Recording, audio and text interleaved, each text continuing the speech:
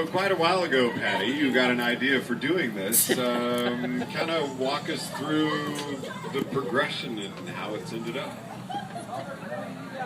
Thanks, George. A couple of years ago we had this idea of doing a live stream, the Race Across America, but doing it for a cause that's truly important to my heart and to our team's heart, which is for pulmonary hypertension community and the PHA. And we partnered with PHA a couple of years ago and started an awareness campaign around this, and it's been quite a ride. To use the pun, I suppose. And we've put in hours and hours of training, and finally to have this last week's experience that I think certainly went beyond any of my expectations. I can let the racers comment as well, my teammates, but it was truly something. So it was great to be here at the finish line.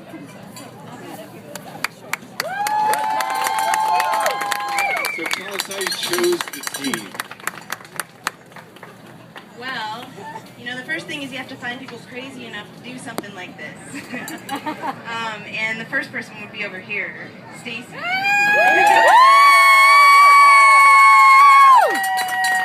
And a few years ago, we kind of thought, can I tell them the story? Yeah, all right, so it's out there anyway. So, here's the deal. When you turn magic age, like 40, let's say, like this year, like we did the past year, you either do one of two things. You either put tombstones in your front yard and hang black crepe paper, or you do the Race Across America. So we decided a few years ago, heck, we're going to race our bikes across America. And this is just this idea in the back of our head. And they were like, well, if we're going to do this, how do we find two other crazy enough people to do something with us? And we turned to this one here, who's an Ironman triathlete, Anne-Marie Alderson. And I think your initial response was no, and 24 hours later, yes. That about sums it up. And then we had to find a fourth, and that came here with Ryan Palermo, ultra endurance mountain bike rider, racer. She just rides and rides and rides, and became a roadie for this one. So that's how it happened. And then we grew our crew. We have a tremendous crew chief, Kate Bennett. Should be up here. Yeah, and then it just grew and grew with amazing people. So how were you dealing the stress of being in such a tight race?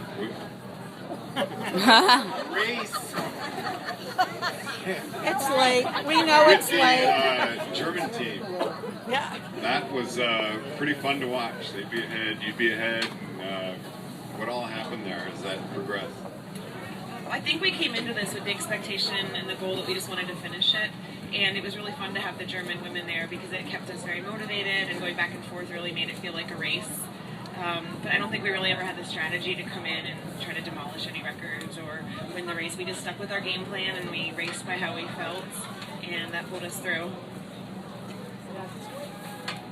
Yeah, many props to them. They raced a great race, but like she said, we certainly didn't enter this race for competing against the German team. We entered a race for much more important reasons.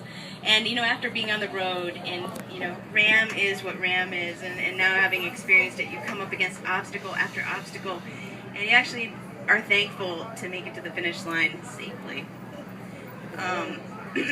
No injuries to riders? No injuries, people didn't fall off mountains. So I think, in the big picture, those are the good things. Yeah. Can you hear me now? This is what I heard. Can you hear me now? And then we would spend 20 minutes on the side of the road trying to fix the radios or something. But you know what? It's like things happen, and for me, the solution was some humor and some new state shuffles. It was a great experience, and I wouldn't have changed anything.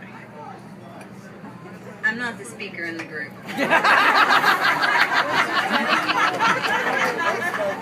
You will be by the time we're done. So tell us about how this has been successful. And how it's been successful. The whole journey.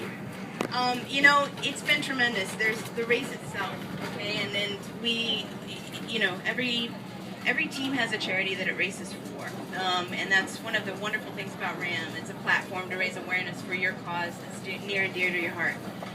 But what we have with Team Phenomenal Hope, I think, has been something much more special, and that's been a group of people that we've actually raced with, and that's made this completely on a different level than anything I'd ever imagined. And when I say that is, there's a whole pulmonary hypertension community, people who live with this disease called PH, makes you short of breath. There are many treatments, but still no cure. And we're trying to do a small part to change that. And the community really rallied with us and raced with us over this past year. And even a group met us in Bloomington in a busload of people who live with PH came from conference and surprised us in the middle of the race. And it was just a magical, very memorable experience. So that's part of how this has been extremely successful. And we'll remember that for the rest of our lives. It's fantastic. And it's also been successful in that you get medals. Yeah.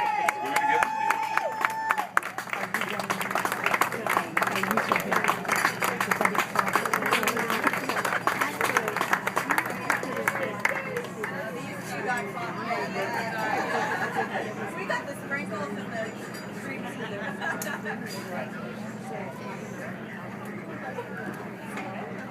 So that's